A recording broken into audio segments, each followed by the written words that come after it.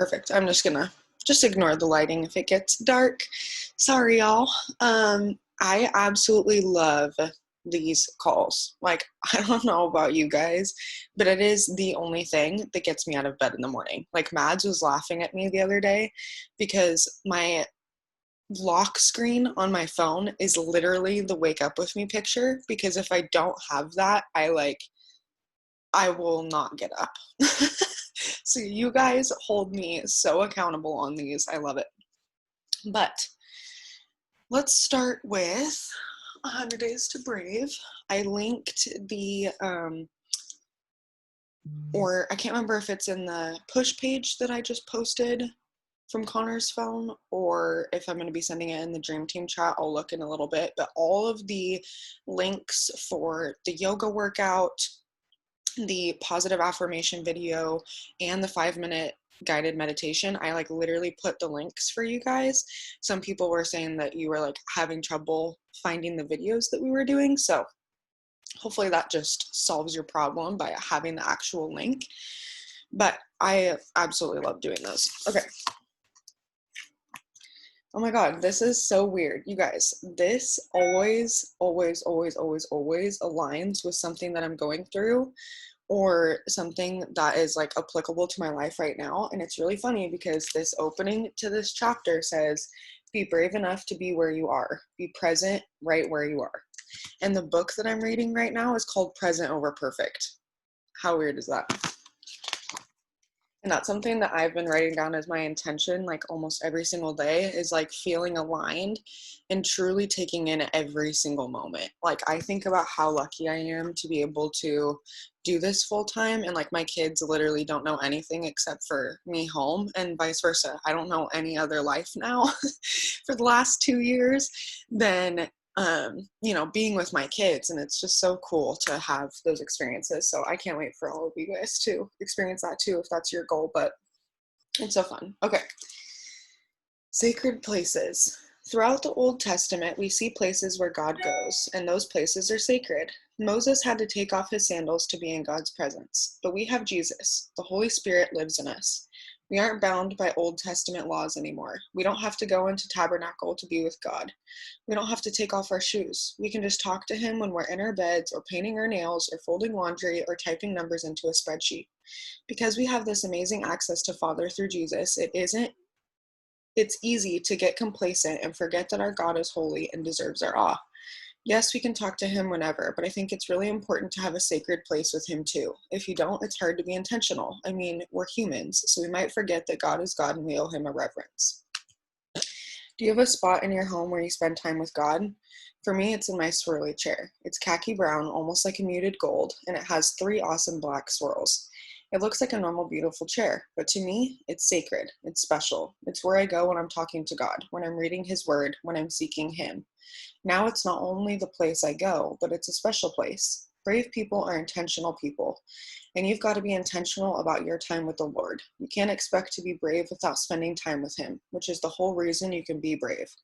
Find your sacred place. It doesn't have to be fancy. The swirls in your chair don't have to be made of actual gold.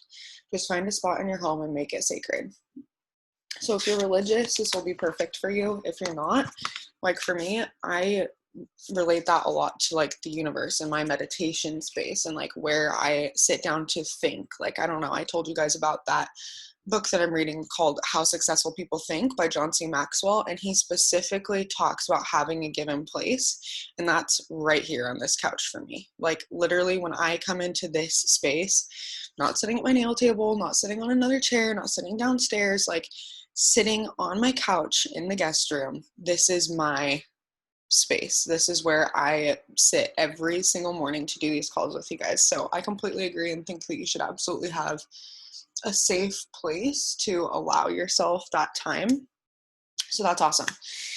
Okay, so one of my kind of reminders and tips for today is, since everything has run and volume dropped a little bit from what I was looking at the beginning of this month, I don't know about you guys, and that's okay. That's not something to be freaked out about. That's inevitable. That's going to happen almost every single month. Volume drops. So what I did when I updated my charts yesterday is I also updated my sticky notes. So towards the beginning of this month, I had you guys write down how much volume and how many distributors you needed every single week. Well, that number might have gone up a little bit. So as you look at the next, what is it? 4 days, including today, you should have 4 new sticky notes for what your goals are the last 4 days of this month. We'll do this again on the first of this month, so y'all are going to want to stock up on sticky notes, okay? But update the last 4 and make sure that you have a goal in sight. Like, I literally want those to be next to your toothbrush or on your mirror or on your desk, wherever you see them a lot of times throughout the day, so that you have that in the forefront of your mind and you know what you're working towards. And you know, when you feel like not working today, you can look at that goal and be like, okay, regardless of how I'm feeling right now, I need to send those messages or I need to go follow up because I want to achieve this goal, right? And then the other thing that I've been really forcing myself to do, and honestly, I've put this off, obviously, for the last 2 years. This is the first time that I've been doing this. This is not the first time that other top leaders have talked about it or people have suggested it to me, but planning your stuff the day before. I don't plan a week ahead. I don't plan a month ahead because that just stresses me out and it's way too much content and I feel like it's way too similar and it's not applicable to the things that I'm actually doing on a day-to-day, which is stuff that I like to talk about. So what I have been doing is just prepping everything the night before, whether that's the push content, the stuff for the chats, but my personal posts and my stories for the day, I already know what I'm going to be putting on my story, what I'm going to be putting on my feed, the kind of content that I want to put out there that's relative to the follow-ups that I'm sending. I'm just getting, just like 100 Days to Brave was just talking about, being super, super, super, super intentional, being very focused on what I want to achieve every single day. And I've also been creating my schedule at the same time before I go to bed each night. So my routine kind of looks really weird throughout the day. I'm not going to go over my whole schedule with you guys, but the last couple hours of my day is where I've made the biggest changes over the last probably week to 2 weeks. And I'm seeing a huge difference in my mindset, my mood, how much I'm actually accomplishing during the day because of these things. So after I send my last round, which is anywhere between like 7 and 8:30 p.m. I've already sent 100 plus messages that day. My post is up. My stories are done. I've grown my network by at least 200 people. My self-development's done, like all of the things, is when I do my self-reflection, self-care journal in the evening. So I reflect on the things that were fun today, the things that were stressful today, how I'm feeling as I'm going to bed, what I ate for the day, like all of those things. I just like recap my day. And then I also have a section for today's achievements. So I put down 3 things that I'm proud of myself for accomplishing that day. That has been absolutely huge for me because a lot of the times I'm really hard on myself. Like, I kick myself a lot. Oh, I should have done this. I should have done that. I could have, whatever. And I get into this spiral. But when I write down all my reflections for the day and then 3 things I'm proud of myself for, it re-puts me in a good headspace so that I wake up happy the next morning. I find if I go to bed stressed out or anxious, I wake up stressed out or anxious. So just as much as my morning routine is important to me, my nighttime routine is important to me. So I do my reflection journal and then I read for 30 minutes a physical book, not an audiobook. I sit there and read. And then I plan my content for the next day. So I do all of my stuff in my notes, plan all of my things, and then I literally break out my time block app and I create my schedule for the next day so that I know what's going on. And then I would just wake up in a good mood, ready to go. I do this with you guys, and then I just immediately dive into my first round, and then I go do chores and I do my thing and I start into my schedule, and it just feels like I'm finally starting to get a good flow. So I would highly recommend doing some sort of nightly routine just as much as you're doing a morning routine. Today's follow-up Friday, which is so exciting.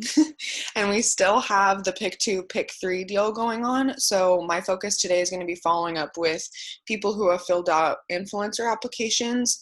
I have like 50 people to go through.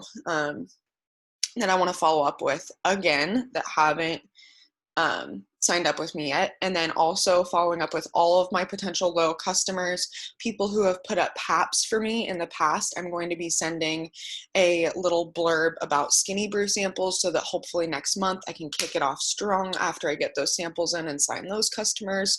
So I'm thinking ahead with what my plan is for the start of next month as we're closing this month out. So you should as well.